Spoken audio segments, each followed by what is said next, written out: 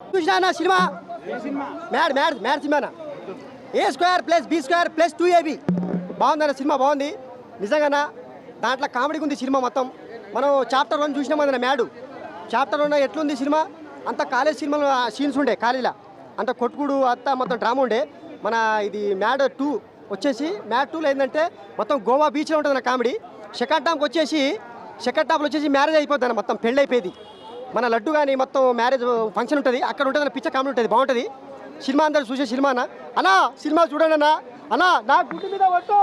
mad సినిమా super hit బాగుందన్నా concept మొత్తం ఒక అంటే ఇప్పుడు ఎట్లా అంటేనా మొత్తం ఒక విధంగా ఉంటుంది కాన్సెప్ట్